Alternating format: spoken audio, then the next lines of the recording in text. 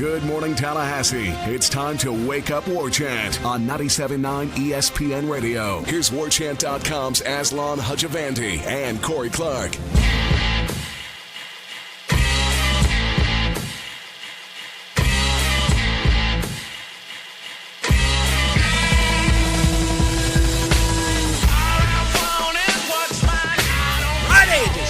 Wake Up War Chant right here on 97.9 ESPN Radio in Tallahassee. I'm Aslan. He is Ira Schofel filling in for an ailing Corey Clark. Corey still on the men battling strep throat, but no better guy to fill in for the coracle than our managing editor of WarChant.com, Ira Schofel. Ira, how are you? I'm good, man. I'm just I can't wait for next week. I feel like we're going to get a rejuvenated rest. We're going to get the best Corey we could possibly get next week after he's had this time to kind of just store up some witticisms. It's going to be all unleashed next week. You don't think he'll have ring rust? I'm more concerned about ring rust. I don't think so, man. I think he's probably sparring at home. You know, he's probably thinking of he's probably listening to the show and thinking what he would say. And say, man, Ira, you blew it. This is what you should have said. So he's going to be sharp. He's giving Brady the business too, just to kind of keep his chops, nice and like laser focused.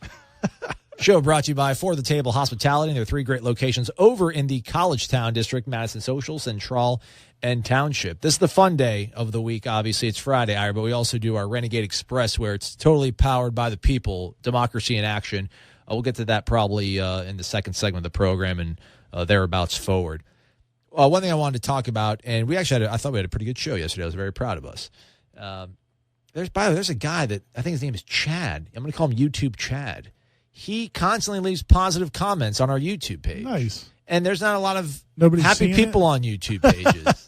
YouTube pages are just, by and large, just very morose individuals just slinging mud at one another. But Chad's always in a good mood. He's always complimenting us on doing a good show. So thanks, Chad.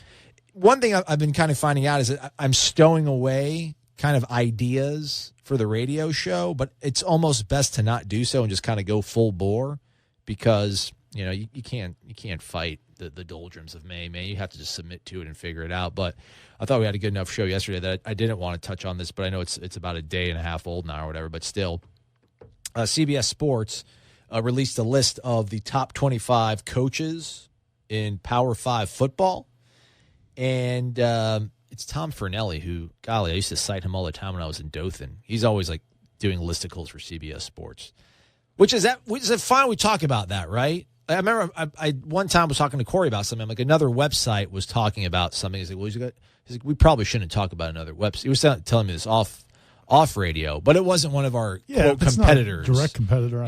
No, it was like an SEC. It was like one of those SEC country gridiron. Now they just the Huffington Post of sports where they just take stuff. Well, I think that would be one thing is a lot of people will attribute things to those sites when those sites are aggregating it from other places. Now that bothers me a little bit. No, I'm with you. And the guy that I used to do the radio with in Dothan, he'd be like, "Yeah, they're singing on Saturday Down South." I'm like, "It's Saturday Down South doesn't have any journalists though." I'm like, "Who are they citing?" And then he would click on the article. But this is actually, I think, a guy from SEC country had actually spoken to a recruit who was going to Florida. But anyhow, this is Tom Fernelli from CBS Sports makes a list of the top 25 coaches in Power 5 football. I see 1 ACC coach. I see 2 ACC coaches.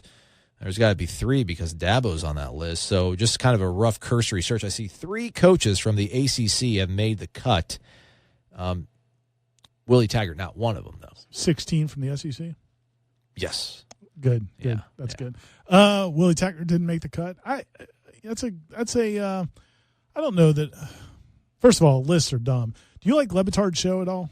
You don't get the show. You don't like? Do you like? I like it. But sometimes I don't get the show. I don't get what's going on right now. If you like Russillo, I don't know if you'd like Le Batard. I mean, it's kind of Le Batard's kind of making fun of the serious radio guy, and Russillo's kind of the serious radio guy. But they do. You're on ESPN though, Dan. It's a sports show. It's crazy how he gets away with it. Good for him. I like Rebels, but it's like, dang, Dan, like. I like it just because, I just think it's so much of sports talk radio is so, especially the national, really the ESPN sports talk radio shows, for the most part, are pretty awful. They are. I mean, they're pretty interchangeable. They'll let whatever local affiliate wants to throw whatever they want. They're just like, just go ahead and run our ads, but you can do whatever you want. But so anyway, one of the things he does is he's been doing a lot lately is just coming up with lists just to make fun of all the lists that sports people come up with. Has he something about colors? Yes, like Rick and that's Springfield. What he's been doing. He's been doing his favorite colors. He's had Rick Springfield doing his favorite colors. Yesterday, he had one of his guys do his top 10 tools. The number one was machete, which I could go with. I mean, machete's a pretty useful tool. I don't consider that a tool. I consider that like a weapon of chaos. But you can also use it as a tool. I guess you could. Yeah. But anyway, so I just think the summer lists are pretty comical. We do them too. So it's not. The beautiful thing is, I feel like, I mean, he goes through all this effort to get Rick. He's like, all right, I got Rick Springfield on the phone for 5 seconds. Like, Rick, what's your favorite color? What's number 12? Like, violet. Thank you, Rick Springfield. All right, moving on. I'm like, he just got, not that Rick Springfield's got a lot going on in his day to day, but the fact that they're able to get these quasi celebrities just to take 20 seconds out of their day to say one word, it is pretty clever. I mean, I don't know. How do you pick the top 25 coaches? I guess you go by resume, and Willie Taggart doesn't have the resume necessarily right now. Why not, though? Well, I mean, he's 1 year at a Power 5 school. I don't know if you could say that guy needs to be in the top 20 or 25. I mean, I'm not saying he's not one of the top 25 coaches, but I don't know if he has the resume right now. Scott Frost is in there. He's at 21. Scott Frost hasn't even coached at the Power 5 level. People are just blown away by that job at UCF. He does have a national championship, though. He does. So. He's got a ring. Yeah. Mark Richt, 17th. Ahead of Jim Harbaugh at 18. It's all so arbitrary. Gus Malzahn at 14. Dan Mullen at 13. Dan Mullen, 13. I mean, what is Dan? I mean, Dan Mullen took a moribund program and made it respectable. I mean, Willie's done that at 2 places. I mean, granted, not in the SEC, not in the mighty SEC. But, I mean, one program that I'm sure is pretty devoid of resources in Western Kentucky. I mean, Mike Gundy, 11. People love James Franklin, too. Chip Kelly's at 9. Number 1, obviously, Nick. Urban's 2. Dabo's 3. Jimbo's 4. Oh. That's interesting.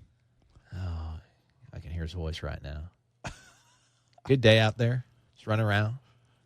See the big news? I saw the Fisher family is confirmed to be moving. The entire family is going to be moving out to Texas. There's like a story on that.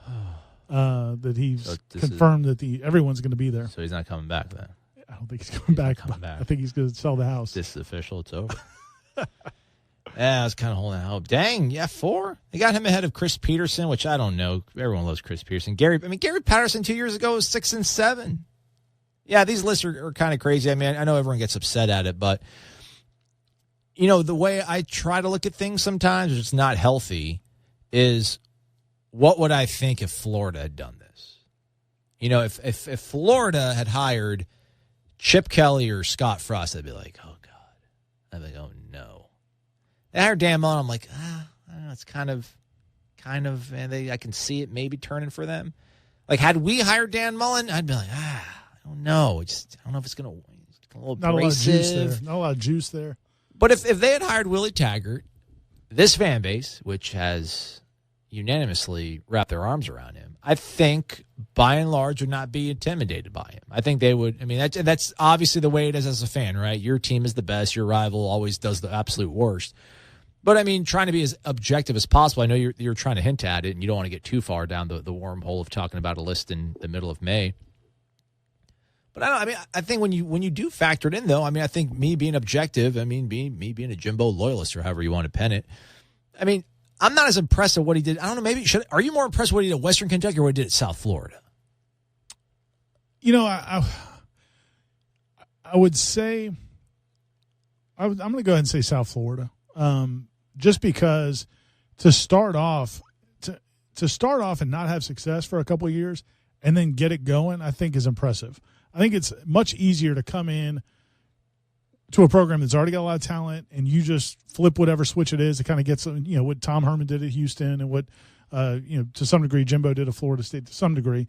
I think it's a lot Urban Meyer at Florida in that first couple of years to have that big splash. I think it's harder to struggle for a while and then kind of build your program and then get it going. So that impresses me. And I also thought the fact that there was staying power after he left, you know, it wasn't just, you know, this run and then he left the program to rot when he was leaving because he knew that he played all the best guys and didn't have anything behind it. So I would say that. Look, I think he's a good coach. I just don't know that he's got, the resume. All those guys you mentioned are guys who have been coaching for a long time, except for Frost. But he's certainly the flavor of the week. Everybody wanted Frost. I mean, Frost's stock was higher than But even if you hired Willie's. him, you wouldn't say you wouldn't be able to argue that he's one of the top 10 or 15 coaches in college football because he just hasn't done. Now, but I'd be he may stoked. I would have been stoked if they would have got Scott Frost. I would have been stoked. That'd been awesome. There's something about him. I don't know how much of me of the bromance with him is just the fact of him going back to Nebraska. Like, I'm old enough to remember Nebraska being a very important program. And those people are just so starved. I mean, they dealt with Bo Pelini and Bill Callahan. They hired Mike Riley. Do you think hire Mike that was Riley? crazy? Do you think it's a good move for Scott Frost? I mean, professionally, I mean, if you want to stay in college football, then yeah. I mean, unless your aspiration to go to the NFL, I mean, I don't know how that would stunt it. I mean, where would you go? The talent's an issue there.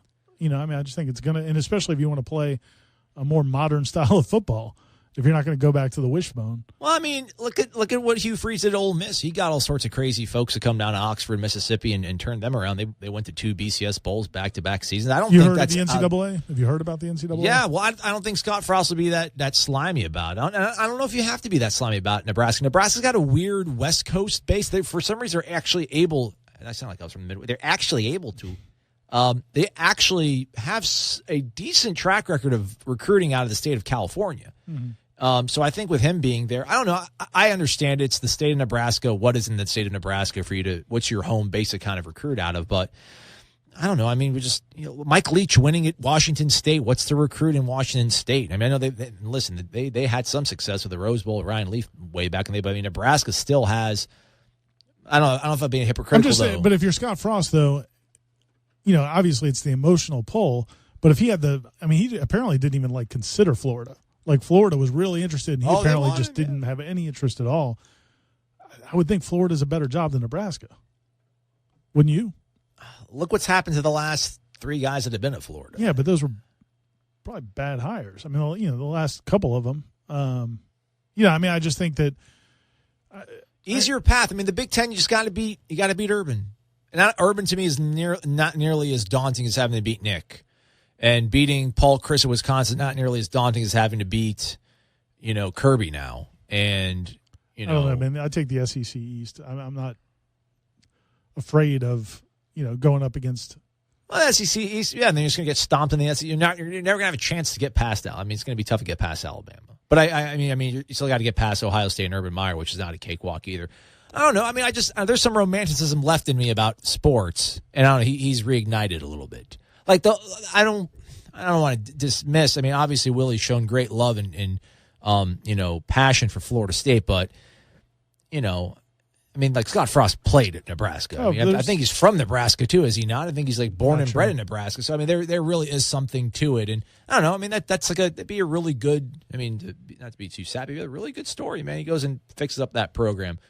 So I mean, I don't. They just been snake bitten and making bad hires too. But I mean, they've had a longer doldrum of just, golly, and he's rushed, Frank Solich on. Not that I thought Frank Solich was anything, but I mean, from there, just one bad hire after another. Bring back Osborne. Yeah. But I mean, again, I just think that I think from the outside looking in, if you're a Florida State fan and you get upset about these things, it's just, listen, at the end of the day, turning around Western Kentucky is not impressive to people. It just isn't. I mean, when you want to drill down and look at the bright side and the silver lining and the optimism, the hope of a Willie Taggart, you're like, okay, well, he did that at one place. And he goes to a place like USF, which I really don't even know how important football is to them. They had tasted success at some point, but Skip Holtz kind of threw that into the ditch, which is crazy. I thought Skip Holtz was actually that was weird. His career really went off the rails there. Yeah. But it's just now he's in Ruston, Louisiana. But the thing about Western Kentucky though is, to me, it's like Urban Meyer, his first 3 stops or wherever the heck he was. But no one cared about Bowling Green. He made his name at Utah. No, I know, but what I'm saying is he those jobs didn't carry any weight until he won at Utah. Then when he won at Florida, you know what I'm saying? So Western Kentucky will look better if he does really well with Florida State, because now you're like, man, okay, now he's done it everywhere, and so. Other than Oregon, where he bailed after 1 year, I just don't think you get a lot of credit for what you do at Western Kentucky. And USF, it was a nice turnaround. It wasn't astounding. It's not like he blew the doors off and just put up all these crazy wins. So I'm not surprised he's not. I don't know. Who was 25? Do you remember who was at the bottom of the list? Well, actually, it's 1 through 100. They've unveiled the last part, but 25 was Kyle Whittingham from Utah. I think you probably could put a ton of guys in the hat after. Taggart's 34th on this list. Jeff Brom is ahead of him. Paul Johnson, your boy, is ahead of him. Clay Helton from Southern Cal. Come on. This list is ridiculous. Matt Campbell, burn Iowa this State. List. Can we burn your phone? Can we just do the whole segment over again since we're taping this?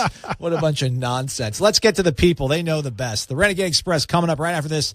97.9 ESPN Radio. It's Wake Up War Chant. You're locked in to Wake Up War Chant on 97.9 ESPN Radio. Just Blaze. Oh, baby. Killer. All the girls see them. Look at his kicks. Look at his car. It's Wake Up War Chant. I'm Aslan. He is Irish O'Fell, filling in for Corey Clark, our senior writer and columnist, battling the strep. Get better, Coracle. We're holding down the fort for you. This show brought to you by For the Table Hospitality and their 3 great locations over in the College Town District. This is 97.9 ESPN Radio in Tallahassee. All right, so the whole cool thing about being on WarChant.com is you get exclusive access to the thoughts of Corey, the thoughts of Ira, recruiting insight from Michael Langston, but also the forums, man. The forums are the best part of this whole thing. And every week we put the Renegade Express thread up there. You put questions in there, and then we go through them. So that's how it works, Ira. This is not your first rodeo. You've done this many a times. Anyhow, let's begin. Honey Fried Pickens. What's up, guys? Enjoy the show. Thanks, man.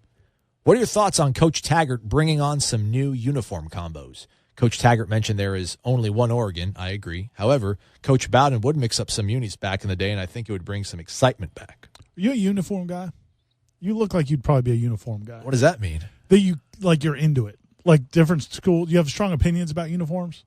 Yeah. The logo thing, I'm still not over it. I'm never going to get over it. Yeah, I don't know why. I guess it's just, you can see how I dress. But I just the uniforms just, I don't know. I don't care. Doesn't drive you. I wish it did, because I feel like I'm left out of a lot of conversations because people are passionate about uniforms. When Ryan Kelly used to work with us, I talked to him about doing a uniform blog because he was all about the uniforms. Everybody, not just Florida State, loved talking about uniforms. I was like, man, do a uniform blog. I bet people would probably respond to that. He never got around to it, but there's a guy, Paul Lucas, who does that, uniform. He does it for all the professional sports, and it's really, I was just thinking really intensive. It's pretty crazy. And I do think. What are your thoughts, Ira? New combos, man. What do you think? I think he's going to clearly do. He hasn't hid the fact that he's going to do it. And when he said we're not Oregon, he's not. They're not going to go crazy with the flashy Christmas ornament helmets and all that. I don't think their numbers aren't going to be like a feather font. The ones are like no one can be single digits, so everyone's one's going to be a feather. Like 19 will be a feather, and then the number 9. Chuck Patrick will be one. I'm sorry, Jock Patrick, as we say on this program. Yeah, I'm not a big black uniform guy. The black uniform to me is not a big. And this is sacrilege to a lot of people. I don't like garnet on garnet. I think garnet on garnet looks horrible. See, that's what's funny about that is like your era when you were in school, all the players loved it. They loved it. They wanted to wear a garnet on garnet every week. Leon Washington and those guys, they loved it. No. White tops, garnet pants, the best look. When we play in the swamp, and that's one thing that I always say pissed me off about Jimbo. I don't know why he was so obstinate about not just do it once. But no, my favorite, white tops, garnet pants. But it sounds like, which is bizarre, Willie's favorite was white on white. And white on white was even around when I was a kid. White on white came back in the 2003 season. They went up to Notre Dame and took it to him at North Carolina too. That opener when Greg Reed emasculated Dexter Reed. Yeah. I don't even know if Dexter Reed is still around. Greg Jones and Dexter Reed. Yeah, is he Sleepy Hollow right now? He's got no head, just galloping around on a horse somewhere in Chapel Hill. Every once in a while, you see his uniform with no head, just running down the street. I think that Notre Dame game they looked sharp in that game. Those uniforms looked pretty good in that game. I like white on white. I think. There was garnet stripes down the side. They looked nice, too. The white on whites they had, that year, they had 2 garnet stripes down the side. All right, so assuming they play 13 or 14 games, over, under 4 new uniform looks. Or 4 like alternate uniform looks. I don't know how you describe it. How do you describe I'd say it? push. Not the traditional. Yeah, so it's not going to be garnet tops, gold pants at home every game, and it's not going to be white tops, gold pants every time. Basically, it's how often they're going to break out the garnet pants, really, is what it comes down to, right? Some variation. Or the all white. Yeah. 4 is a good, I'd say it's probably push. I'll go. I don't think he's going to go crazy. If you did 3.5, I'd say over. Yeah. Got to put the hook out there. I don't think he's going to go crazy with it, but you're definitely going to see it. I would bet. I wonder, what about the Virginia Tech game, man? The place is going to be going crazy Labor Day night. Actually, I don't know. Maybe because Peter works there, maybe you honor tradition and go garnet and gold on top. But I don't know. It's a new era, man. It's Taggart era. I think you day one, you put your footprint on things and you come out. But you can't come on all whites, or can you? Can you be like, I want to wear all whites? I don't care. I'm at home. I don't care. I want to wear whites. Do you think people are going to embrace this? How are the common fans? Oh, they love it. We get asked this question every week in some form or the other. Yeah, but that's the person who's interested in it. What do you think John Q. Public, like the average? Everybody, it's different. It's cool. I don't think there's a lot of people that are like, oh, it should always be garnet and gold at home. Gosh darn it. That was just Jimbo? Yeah.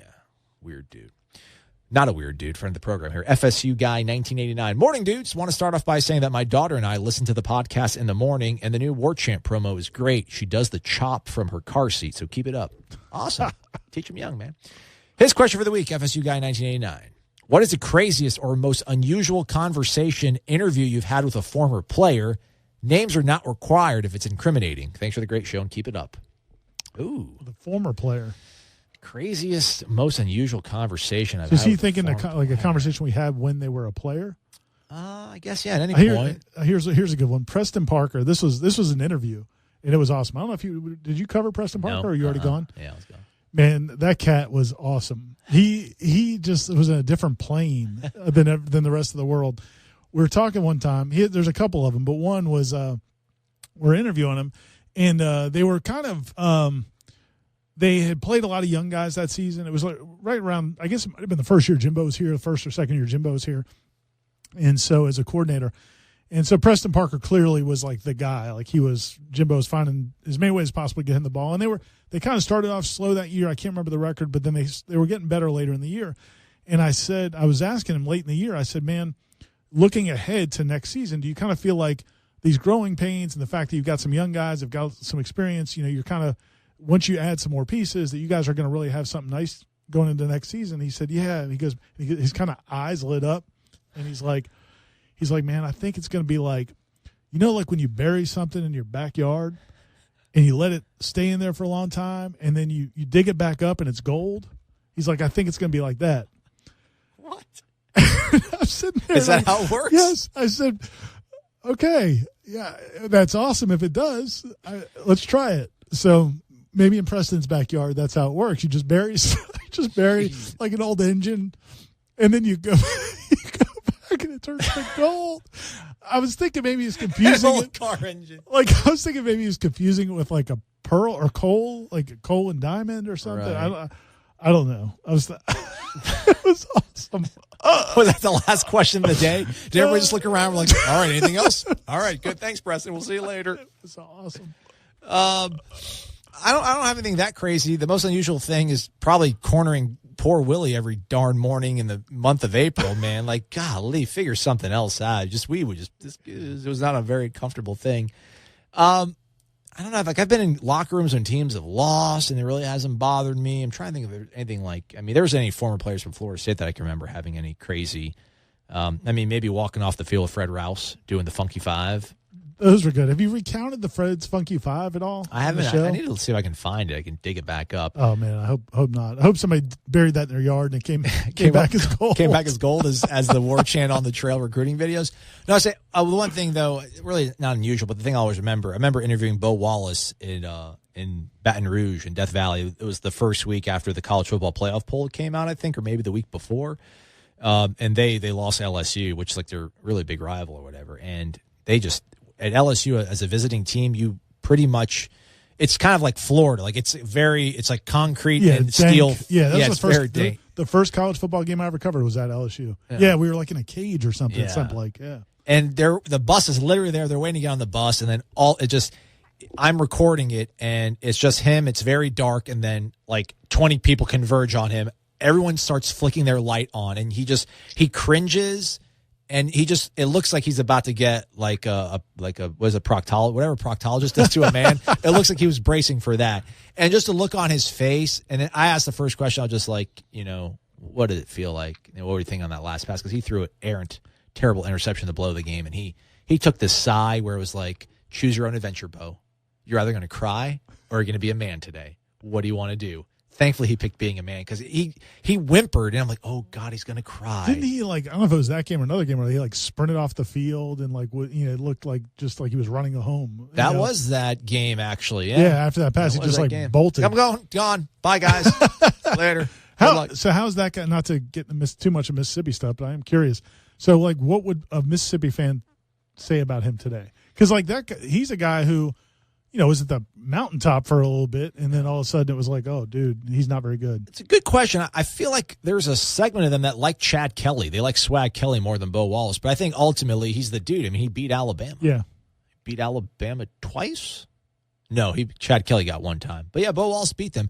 And Hugh Freeze would always say that I hope everyone looks favorable because he did have when he had bad games, he had bad games.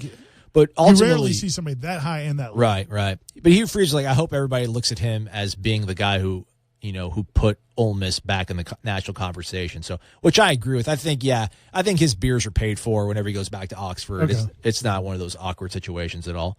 It's ESPN 97.9 here in Tallahassee. Let's get to one more question before we go to commercial break here. And FSU guy threw his opinion on the uniforms. He would really like to see some blackout games, he says. The all-black unis are so slick-looking.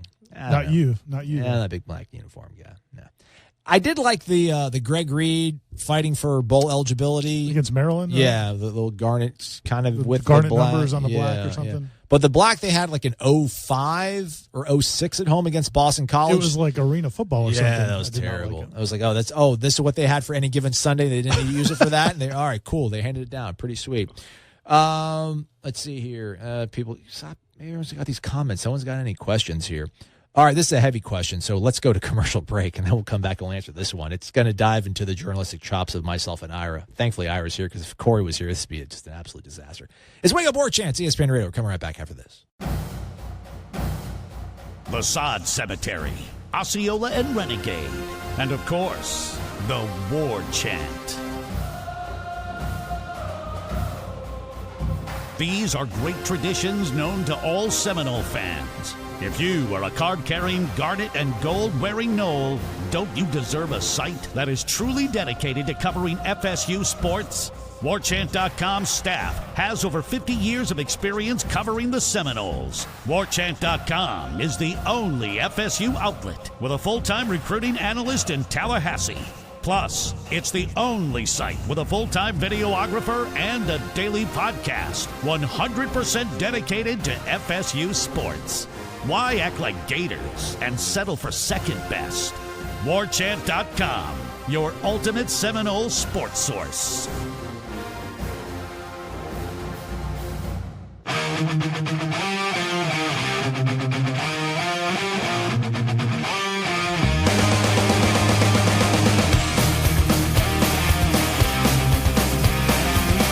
Welcome back to Wake Up War Chant, 97.9 ESPN Radio in Tallahassee. He's Irish O'Fell, managing editor of WarChant.com. I'm Aslan Hajavandi, director of digital media. The show brought to you by For the Table Hospitality. I want to go back to the question about interview. This has nothing to do with a former player. Kid actually plays for Miami now. But anyhow, in Jackson, it was two of the inner city schools, the Jackson Public School Systems, huge rivals. The year prior, the one team had won, the team in blue. And we interviewed the coach after the game. And we're like, what does it say about your team beating your arch rival? And he looks right into the camera. He's like, big dog. We big dogs. We the big dogs now. And it was pretty cool. It was kind of cool. The following year, the rivals play, and then that coach loses. So our guy grabs an interview with the kid on the field, and it was like gold. I just had a picture in my head. A man, keep on saying, big dog, big dog. Tonight they sound like, It was awesome, man. He put it right on. The kid's name is Dayal Harris. Really good kid. He plays for the U, though. I think he's got a year or so eligibility left. He went to Ole Miss out of high school. But yeah, that was awesome. I remember, I'm back in the studio. I lost it. I went crazy when that happened. It was fantastic. All right, so let's bring this to a screeching. Oh, actually, no, go ahead. Well, being the local sports TV station covering high school games. That in a town like that, Oh, it's got to yeah. be pretty cool. Oh, it's awesome. Because they're dying to come on. They want to be on Friday night. Yeah. Whatever you called it. We killed that show too. Blitz 16. I poured my heart and soul into that thing. Yeah. I was married to that show, and we did a really good job. I miss that for sure. Like high school, everything else to me is like, you go to a high school baseball game, you're there for like an hour and a half, and all you have are like passed balls, and you're like, oh gosh. Covering high school football in Thomasville, that was my first job. I loved it, and I really, really probably my favorite job I've ever had, except for the pay. The pay was not very good, but everything else was cool. But the kids would they grab me on the sideline. They would put me on the TV. Put me on the TV. I'm like, I am the newspaper guy. Yeah. I don't have the TV camera. I don't. Do you see a TV camera? Yeah. But they all wanted to be on the Friday night, Channel 6 or whatever it was. Yeah. No, it's awesome. I missed that for sure. All right, so I'm gonna miss us laughing on the show because this one is a pretty serious question here. All right. First of all, he congratulates Mike Martin on the victory. Congrats to number 11. Any chance he gets the national title? No, I say no. Unlikely. There's a chance, but no, I don't see it happening. Yeah, unlikely. Very unlikely. On another subject, I'm concerned about the explosion of sexual assault claims and their repercussions on college campuses, especially after the devastating impact on Baylor and Michigan State. I'd like to see the handling of any, not just an athletic, sexual assault claims at FSU be taken out of the hands of the department heads and the school president and be immediately referred to a special independent department under the auspices of the campus police department. This department would provide victim counseling, investigation, and make possible referrals to the Leon County prosecutor. There's a whole bunch more here. Basically, is there anything in place like this or the possibility of something like this being established at Florida State? He does add, I think this is needed in the current Me Too environment to protect the students' well-being, to protect FSU athletics, and to protect the university from liability. That is heavy. Yeah. Not our normal fare. Golly, if Corey was here, I don't even know. He'd just look at me and be like, "Would you going to take this one?" I'm like, I'm punting, big guy. I'll kind of get into the current time by kind of thinking back to some of the previous stuff that, kind of covering here. Not even sexual assault cases, but just, any kind of criminal allegations or going back to the Adrian McPherson thing. I mean, you remember, were you in school? You were in school. Mm-hmm. And, the struggle for a university in that situation was, and FSU got a lot of heat because they didn't go right to the police. They had their own internal investigation first. And the argument that they would make, and I see the merit to this, is that, if you go straight to Tallahassee police, and at the time, FSU and Tallahassee police did not have a great relationship. There were a lot of the players felt like the TPD, rightly or wrongly, a lot of the players felt like they were targeted when they were out at bars, and, if things went poorly, they felt like they were, just treated harshly, or more so than regular students. See Travis Johnson. So the argument you would have is that if you, and also a lot of times things that were involved with the police went to the media before anything happened. I don't know if you remember, I think it was Kendall Pope, like they put on the news on Channel 6 that the police were going to arrest him, but that never even happened. But they announced that they said on TV because of somebody in the police department or state attorney's office said, yeah, we're going to arrest him for, it was like some sort of like domestic abuse or something. So anyway, there's a feeling that, you want to protect these kids if there's nothing to it. So you do an internal investigation first to see, is there something, should we turn this over to the police? Because if we go straight to the police and it gets out to the media, you can't really put that back in the bag. Yeah.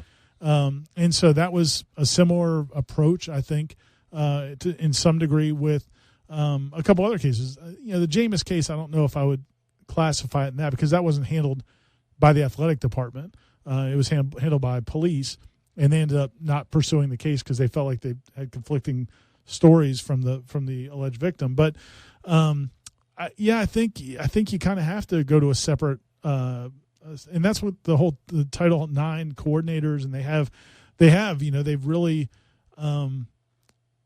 they've been mandated by President Obama, basically mandated that colleges really get serious about Title IX and protecting female students, and which is a great thing, obviously. So they do have much more in place. It's not, if there is a, I think you would see across the board now things are going to be handled better than they were in the past. And I'm not saying that, I don't know if all those cases were cover-ups.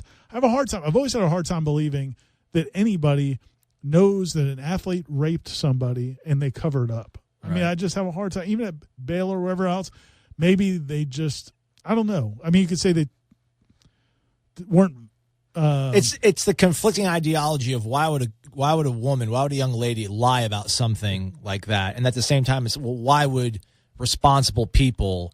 I mean, I know football's important to a lot. That's of why us, I have a hard time believing anybody would put football above the well-being of a human being of that to this nature. I mean, even not a student, just a human being. Yeah. It's hard for me to even conceive that would happen. I think what happens maybe sometimes is they create a false barrier to what they consider the barrier to go to the police.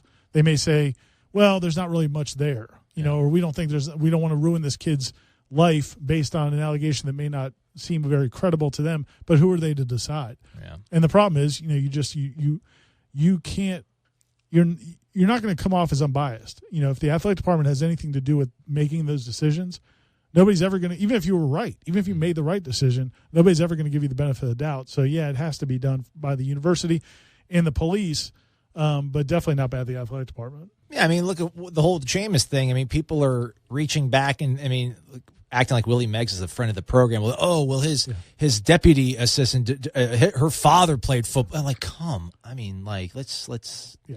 It's not Friday Night Lights, the football. It's not a movie. It's like real life with people that realize that there's real emotions and real consequences.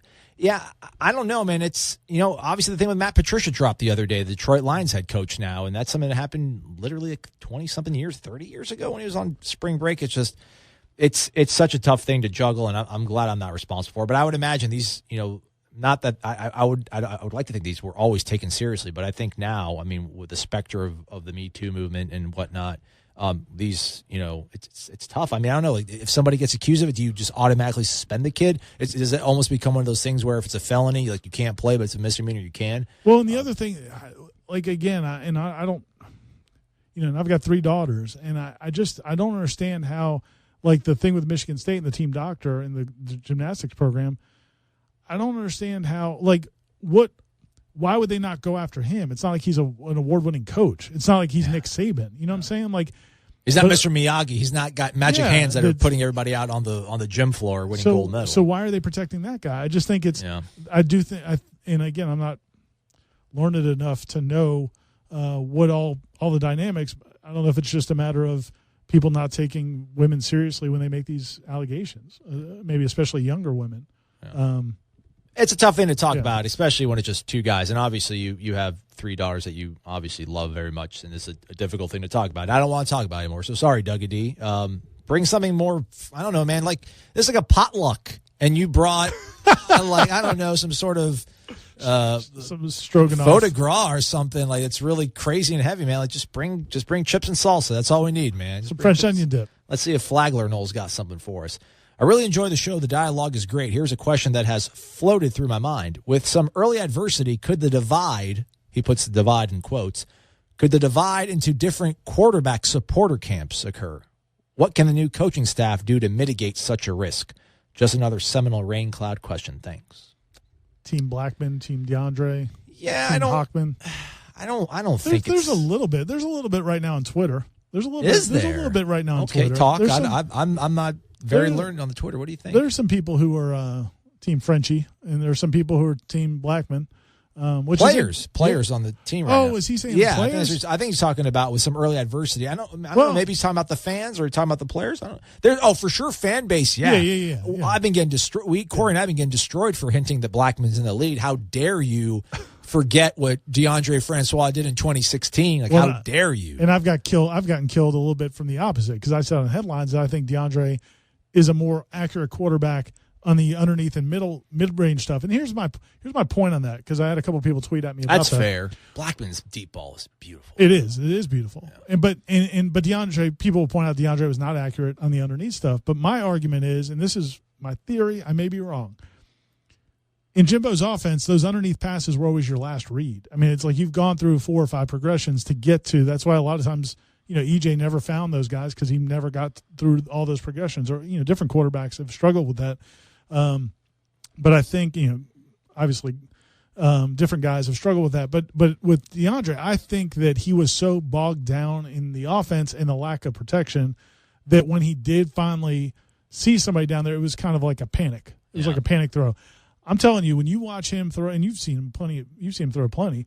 When he's healthy and when he's throwing on air, those underneath things and intermediate passes, I think he's really accurate, way more accurate than people believe.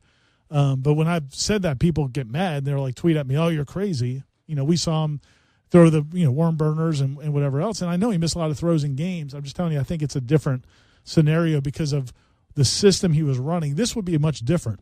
In this system, I don't know. I haven't covered much of Willie Taggart's offense, but I think a lot of those underneath passes will be the first read. I mean, it's based on what the defense does. That's there. Okay, go take it. Yeah. That's 6 yards. Go get it. So I think he's going to be more confident on those throws. I think in Jimbo's offense, it was always kind of the last panic thing because everything else was covered. So as far as on the team goes, I don't know. I did see there was a comment by Nate Andrews. Did you see his comment on Twitter yesterday? No.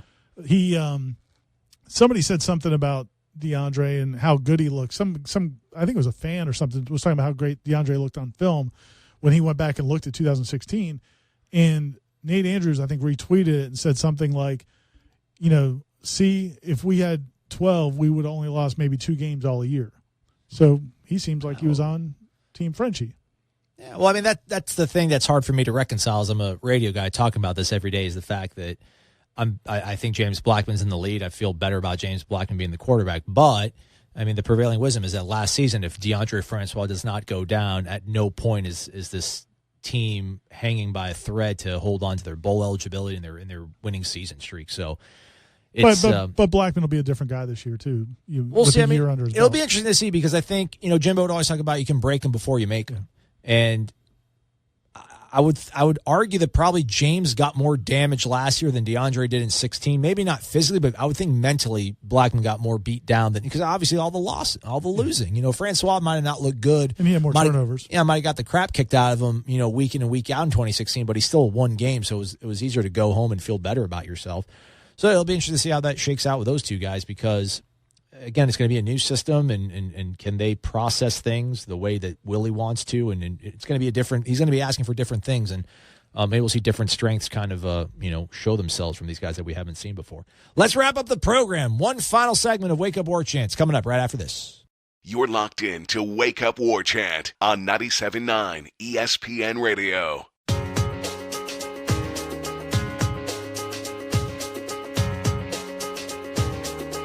Welcome on back. Might be the final segment. It definitely is on the radio side of things. We might have a overtime for our dedicated podcast listeners. If you aren't subscribed to the podcast, what are you waiting for? Google Play, iTunes, whatever sort of podcast provider you like for. We're on there. Wake Up War Chant. Go ahead, subscribe to it. Unsubscribe, then resubscribe. Leave a review, 5-star preferably. We'd appreciate it. It's always nice. And, if we go long, it'll be available for you. Otherwise, if you're on the radio station, 97.9 ESPN Radio, this is the last segment. Let's get right back to it, Ira, shall we? Sounds good. Garnett76 loves the show. 3 quick items.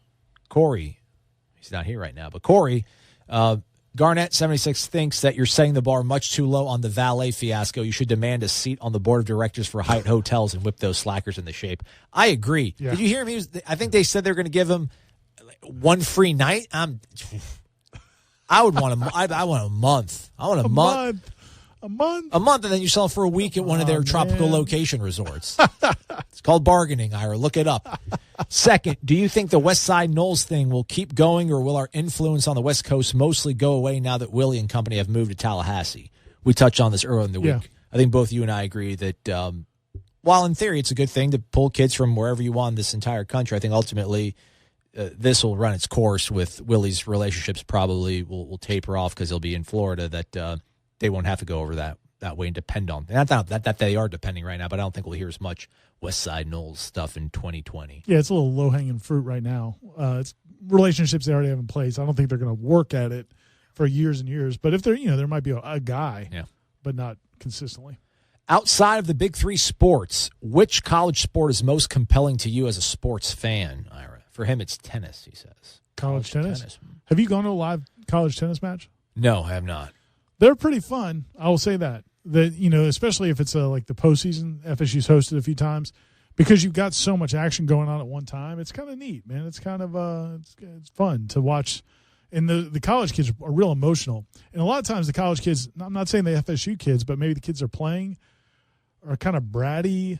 and kind of. Oh, our kids are well behaved. You're saying, well, I'm just saying perfect. sometimes you'll see kids because it's they call their own lines and they call their own. and kids will start screaming and making noise and just there's a lot of stuff. There's a lot going on there. It's kind of fun, but other than the big three in college, Maybe softball, I guess. I like volleyball. I like volleyball. Good. Volleyball's fun. Yeah. It's quick paced. I mean, you're in and out of there probably like an hour and a half, maybe. Enol_2000. What up, guys? Doing a little throwback action with this question. Back when North Carolina was cleared, quotation marks around cleared, of their NCAA investigation, there was talk that Florida State was going to appeal the wins that Bowden had to forfeit. Do you guys know if there are still plans to try to get those W's back, or has that been dropped? Keep up the good work. Bad news, buddy. Bad news. Yeah, no, they don't think they can do it because they went about it a different way than North Carolina did. North Carolina challenged the whole idea that the NCAA could look into this and that it was an academic issue. It was not an athletics issue. Florida State basically did the opposite. Florida State claimed it was an athletics issue to, I think, maybe preserve the university, and that made it an NCAA issue. But no, I remember I spoke to John Thrasher about this, and he said basically that they would look into it. They would have an attorney look into it, but they didn't expect to be able to use that to springboard a way to get Bowden back his wins. Is Paterno the winningest coach in division? He got his wins back. He got his wins back, though. Yeah. So that was a whole weird deal. I wrote a column on that at the time. I'm curious what your thought on it is. I don't know. Are we equivocating cheating in school to turning an eye to things that led to? But my point was, because I was at the Democrat at the time, so I was waving the Bowden banner. Give Bowden the record. He's a good man. My point was, though, like, okay, so you're going to say the NCAA doesn't have any auspices over things that are that bad? Like, it's so bad we can't get involved in this? I mean, that's kind of weird, too. That's so awful that it has nothing to do with us. You can keep your wins. Yeah, that just seems kind of weird. It's like a little schoolhouse on fire. There's just too many kids to try to help out. I'll leave it to the fire department. Whatever. I'm not going to help anybody else out. Terrible analogy, Aslan. Yeah, that's bizarre. It's unfortunate, though, because at the end of the day, I don't know, 100 years from now, when they're no longer playing football, because they won't be playing football because it'll get sued into the ground, then Joe Paterno's going to have the record. But whatever, we all know the truth. That's that Bobby Bowden is the better coach. All right, let's do one more question, and then we'll probably have to wrap it up on the radio side, and then we'll do our overtime segment. All right, Maxwell Gibbs. He's our friend. He lives in New York. He's Greek. Good guy. Like fraternity Greek, not like Athens. Every time I hear Mykonos. Maxwell, I think of the Beatles song. Past way before my time. Sorry, never mind. Yeah. Aslan brought up on Monday's episode about how awkward Dan Mullen is compared to Willie Taggart. Can we just say on that subject, it is absurdly ridiculous that Florida is now a Jordan brand school. Willie naturally rocks J's. Those are Jordans. And to top it off, Florida State has more Jordan brand athletes currently than that institution in Hogtown. Plus, a gold Jordan logo would look fire AF, which means fire as Frenchie.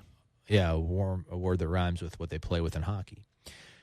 My offer still stands, by the way, to give hot takes on the NBA. What's that phone number I can call in on, Aslan? Yeah, Wilson Lemieux is a subscriber to the program, fan of the show, and he was supposed to. So we have this voicemail that you can leave, a phone number that you can call and leave a voicemail for, and then I'd play your voicemail, like your question, on our show, Ira, so that people are more involved. So I'm not reading their question. They can call this number. They can leave their question. I'll play it back. You probably read it better than they would say it. Nah, I was really looking forward to Wilson doing it, but I can't find the number off the top of my head right now. I should have that prepared. I'm going to start calling in and leaving you guys questions when Corey comes back. Yeah.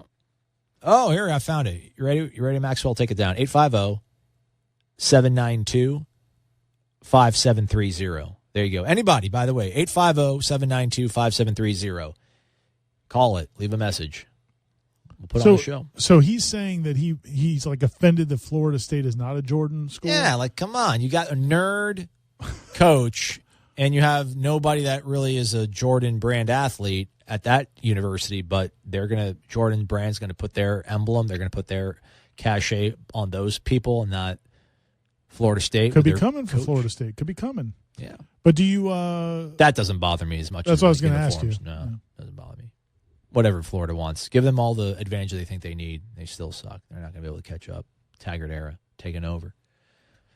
Schofield era also taken over. That's a wrap for us on the radio side of things. We're going to come back with one final segment on the podcast. If you're not a subscriber, go ahead and subscribe. Otherwise, thanks for listening on the radio side. It's 97.9 ESPN Radio in Tallahassee. Have a great one. If you're on the podcast, we'll be right back. You're locked in to Wake Up War Chant on 97.9 ESPN Radio. Overtime. Let's make this one as fast as we possibly can. It's Wake Up War Chant. He's Irish O'Fell. I'm Aslan Hajavandi. Ira's filling in for Corey Clark. Corey will be back, hopefully, next week. Hopefully. Get better, Corey. All right. Back to the questions. Hey, on the Sure. I know we're trying to do this quick, but I'm going to sidetrack you. Yeah, no. So on the did you ever hear the story? I told this on Headlines, the story about Jameis and the Georgia Tech kids in the uniforms, about Russell. Rocking the Russell? Yeah, okay. That was awesome. They're not rocking the Russell anymore, though, right? They left. They left. Are they Adidas or something now? What are they, Georgia something, Tech? Who knows? I'll never forget that. Yeah, look at y'all. Rocking the Russell. You said that like an SEC kickoff? And SEC kickoff, yeah. They're all standing around posing for the picture. They bring every school brings two guys, and they're all out there for the photo shoot. He just looked at the guys, and dude, everybody else just busted. It reminded me of like middle school when some kid shows up in like generic shoes or whatever, and everybody's cracking on him. Oh, man. Yeah, I tried to Google it real quick. I can't find out what they moved on to, but whatever it is, I'm sure. Yeah, it's probably Adidas. It's definitely not Nike, I don't think. All right, let's get right to it. Noel Dad 84, completely unrelated to football. Thank you. But a question I've wondered for a while now. Aslan, where are you and your parents from? I don't mean like what county in Florida, but what country. I'm wondering if I have any long-lost relatives that made it big on Tinder. I'm pretty sure I'm the only Cuban Pakistani on here. Love you guys. Have a great week if you want to. Yeah, you are the only Cuban Pakistani. Yeah, my parents are from Iran. I say Persian, though, because it sounds cooler when you're talking to the ladies. It does. But then people think I'm like lying or I'm trying to sex it up. I'm like, well, if you're from England, you don't say that you're English. You say you're British. So it's like, yeah, my parents are from Iran. I'm Iranian, but I say Persian. It does sound much more romantic. And also because we're like gearing up to probably like bomb my motherland too. So it's probably not, I kind of try to distance myself from that too. Stay safe out there, mom and dad, or grandma and grandpa. I'm Persian, man. Rock and roll. Aslan Giovanni. The name, though, Aslan is actually Turkish. It means lion. It literally means the word lion. Like if you were I remember your intro video. That was awesome. Yeah. All right, so that's that. All right, next question. Heisman 20. Right now, Willie is cool dad, Dabo Pete Carroll. Do you think he's extra chill to ease the transition, get guys used to him, and will go more Denzel training day eventually? Or is this pretty much how his vibe will be for his tenure? Hashtag I coach here, you just play here. Get it? Training day? I didn't see Training Day. I remember it, but I didn't watch it. I guess that line's from there. Yeah. Well, not coach, but I think it's like something like obviously. Some twist. He I don't that's the thing. I do think there's I think people are kind of missing a little bit on what he is and his relationships with the players. I don't think it's as all chummy as we see in these interviews. I think the accountability, I think he is tough on those guys. I mean, and he's holding them accountable, and they've got the accountable morning patrol. Yeah, they got all that stuff they've got going on, the Dawn Patrol or whatever it is. Yeah. Do you remember the show? You probably don't. There was a show called Rat Patrol. It's like there was a made-for-TV Disney movie called Brat Patrol back in the 80s that we recorded off ABC's like Friday Night Movie of the Week. I used to watch a bunch. But the I guess it's the Dawn Patrol, whatever it is. Anyway, I think he's much more.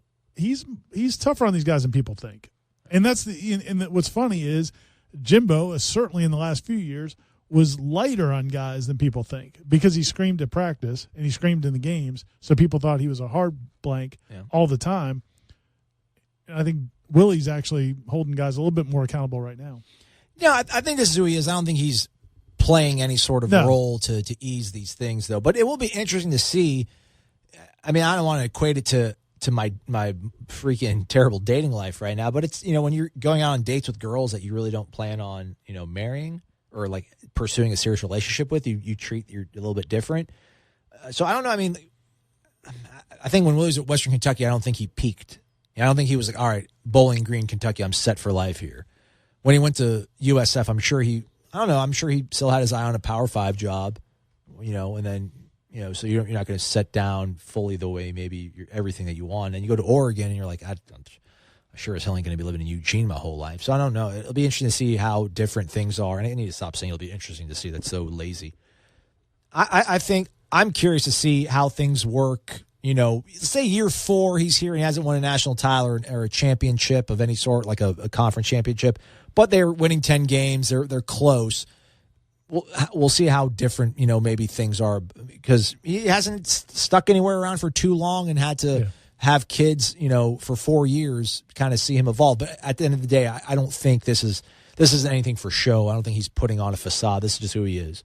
And to your point, I think he's got it in him, and I'm looking forward to seeing him chew somebody out, because I think he has it in him, and I don't think he's going to do it with the frequency that Jimbo did. So when he does it, it's going to carry so much more weight that I'm sure Francois might have caught the wrath of it, and we'll see how that's going to change his behavior. And we heard it. I heard about it a couple times at either practices or scrimmages where he went off on a certain position group because they were not playing well. So, and you're right, it is more effective when you only do it once or every couple of practices, and you're not doing it every 5 minutes about every single play.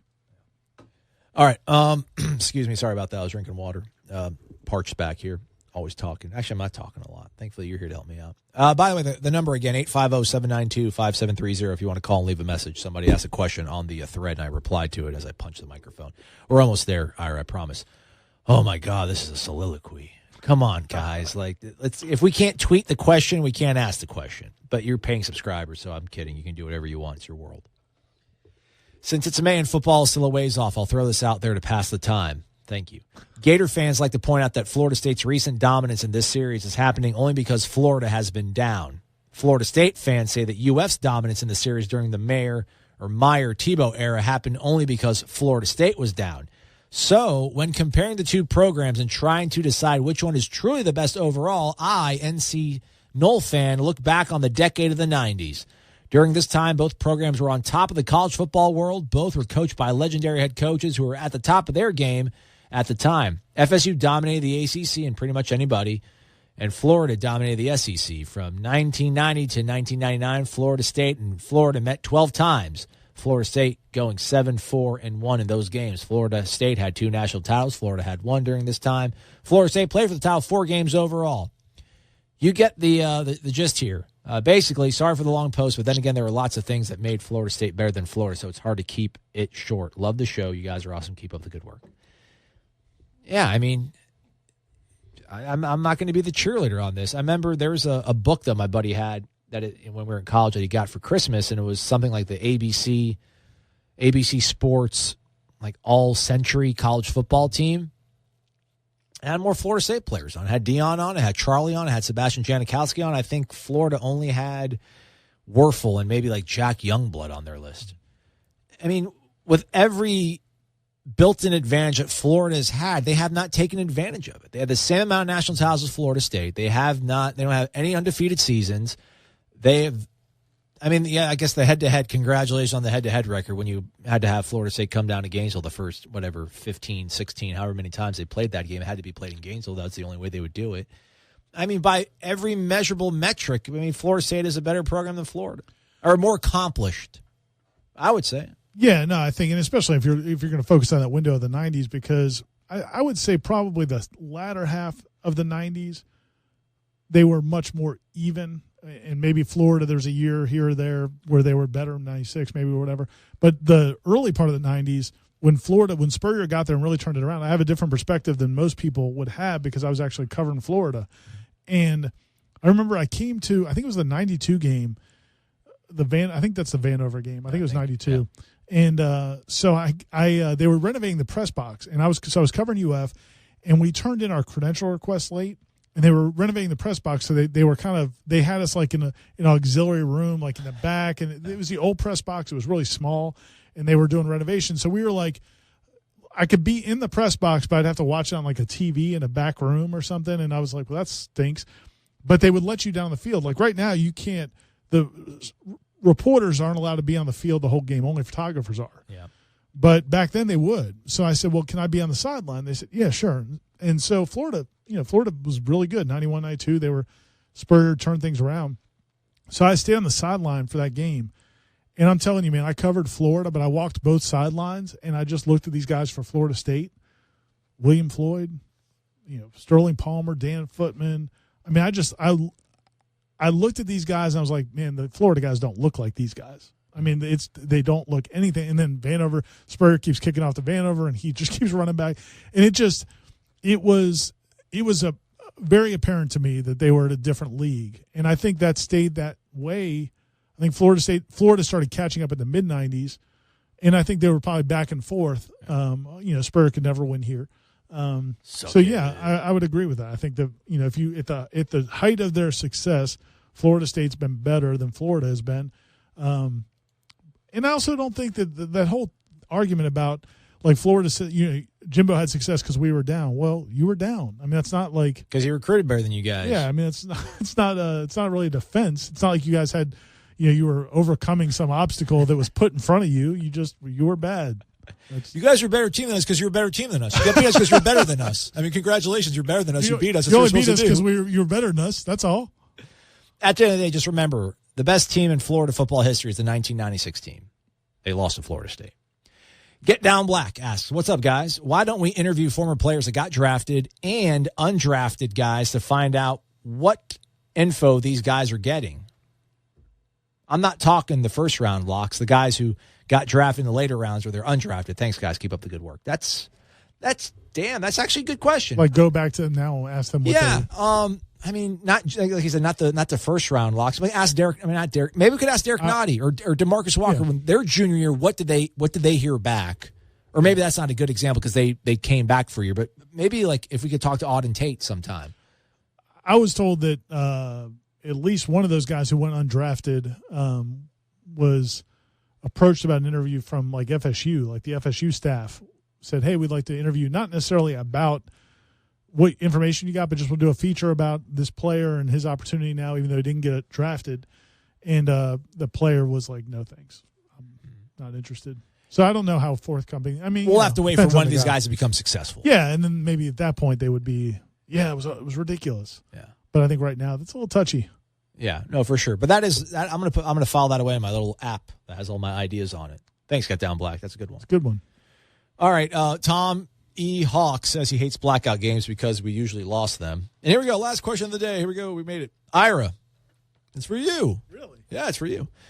Noel Bully asks, Ira, you would know this very popular gift in the day, but wonder if War Chant, like the Democrat used to do, provide the throng after big bowl wins or tough Gator games a yearly poster for renewals to go along with the yearly subscription as well. Whatever made the yearly big game photo cut and giving it a catchy phrase. In a 7-year period, this was a big deal with lots of traction, and now we're starting a new day under Willie. Any legs? Why was it stopped? I was not there when it stopped, but I know what he's talking about.